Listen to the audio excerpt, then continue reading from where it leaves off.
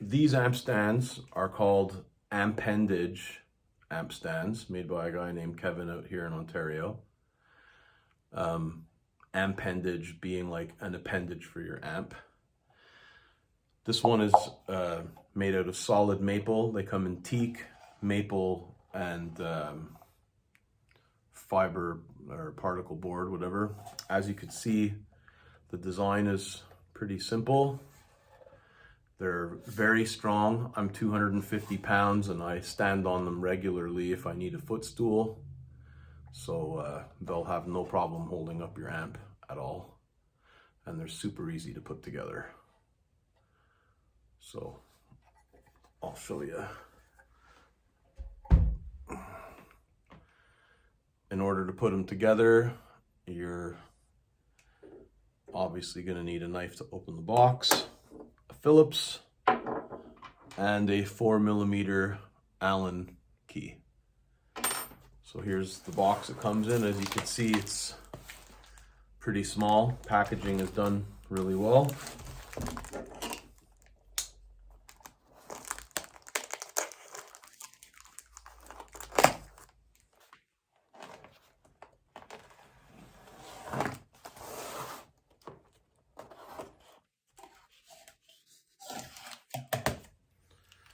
So it's that.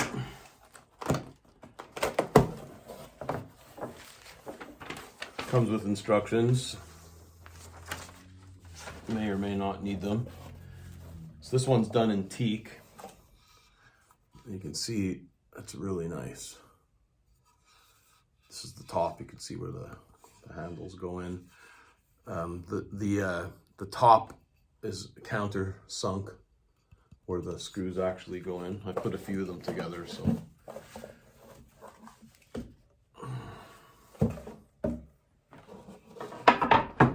These are the sides.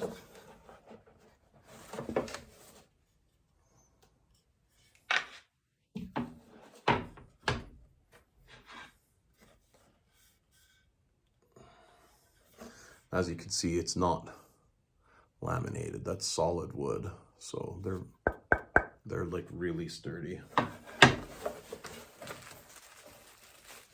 Few really good things about these stands is they're angled, and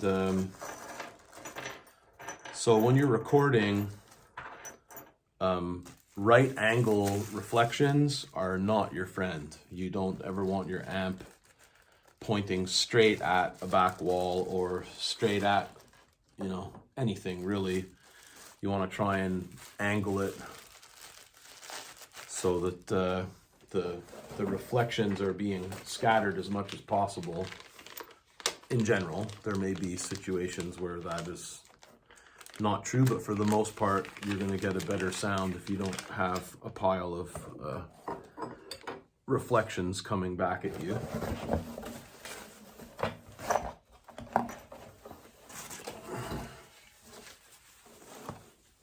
So here's the base plate.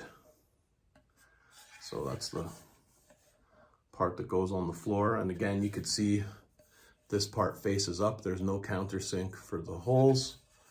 There's countersinking here so that your Allen bolts are recessed. And this is how easy they are to set up.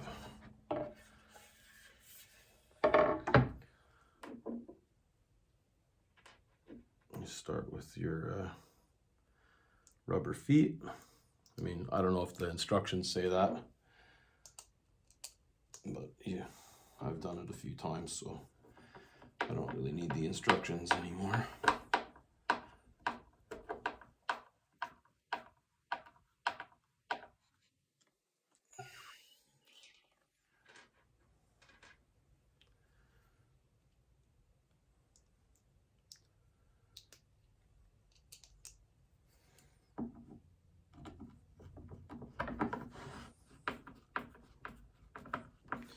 I'm working on a wood surface here. If you're working on a really rough surface, you might want to put a towel down underneath.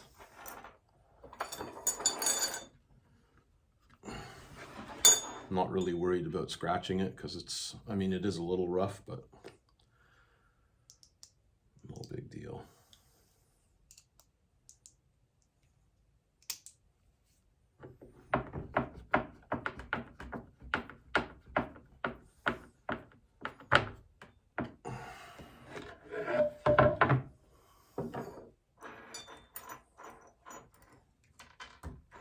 Last little screw here.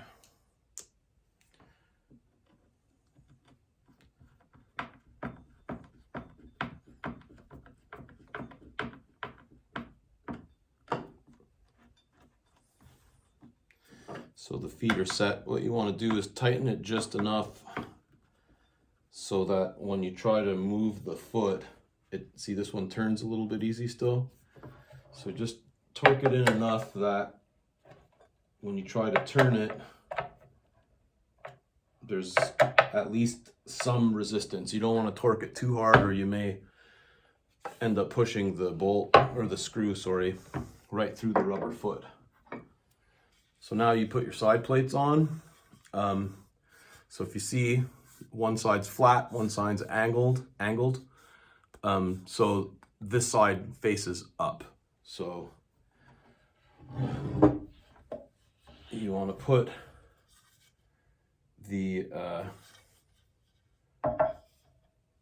it on so that the angle goes to the back and that the angle is facing up. It's that easy. So you stick your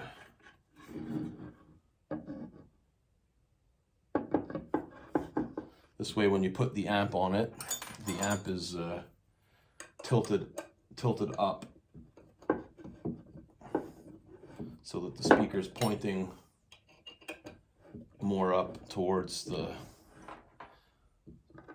ceiling.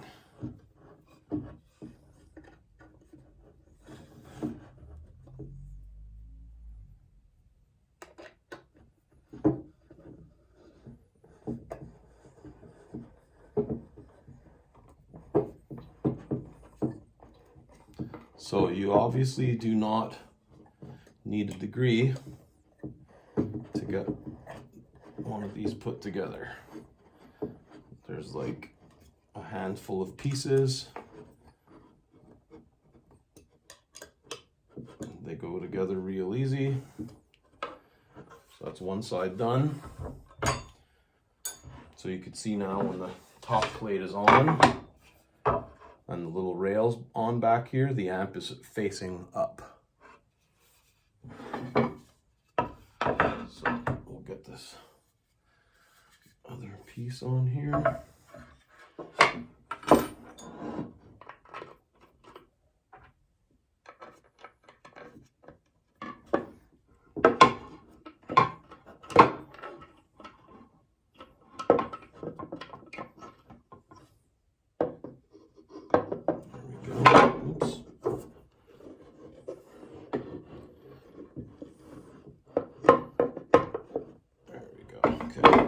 In.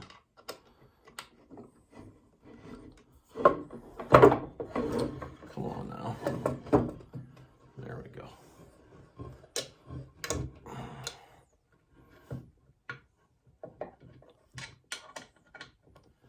So also notice I didn't screw that one all the way in. That's just to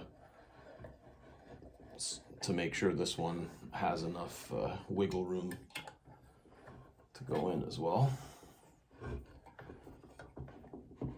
And I'm not torquing them down at all. You know, as soon as I feel that it's relatively tight and I don't really see any gaps there, that's good.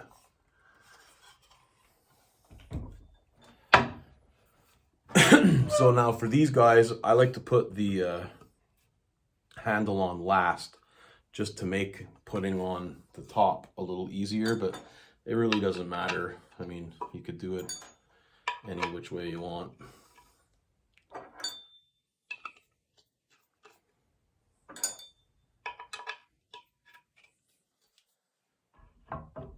You line those up.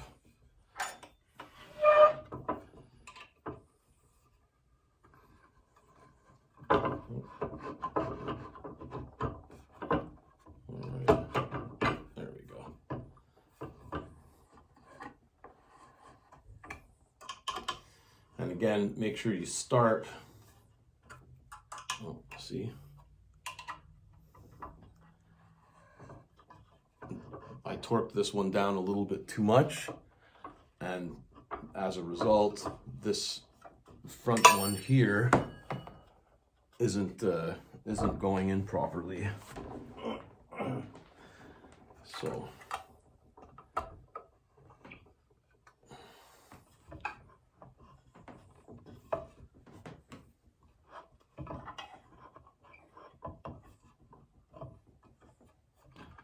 maybe we'll see if we can get this one started first. It seems to be acting up a little bit.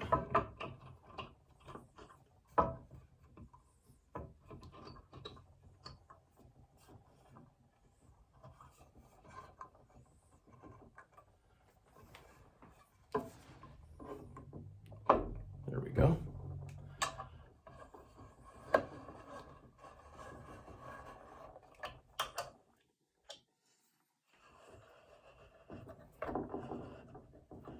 You know, and as I said, you know, you could be using a milk crate or whatever, bricks.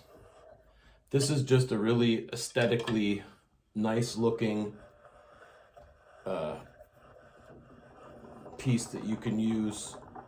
And not only is it nice to look at, but you know, it's got a little safety rail on the back so that your amp doesn't slip off. You don't have to tilt your amp back and like stick anything under the front feet, you know, or the front of the amp to tilt it back. They're very sturdy, they're very strong. So it's, I mean, you know,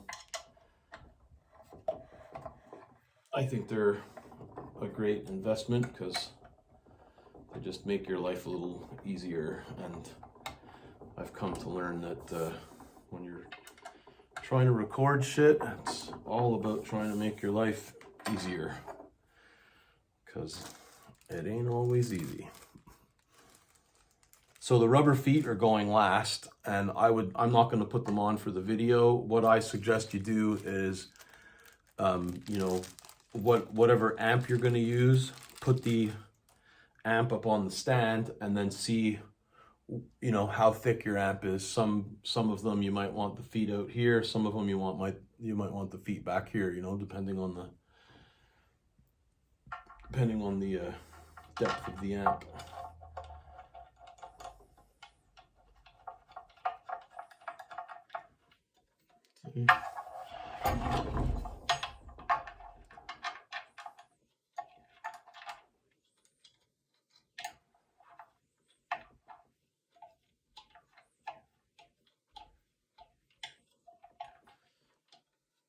Here we go again, eh?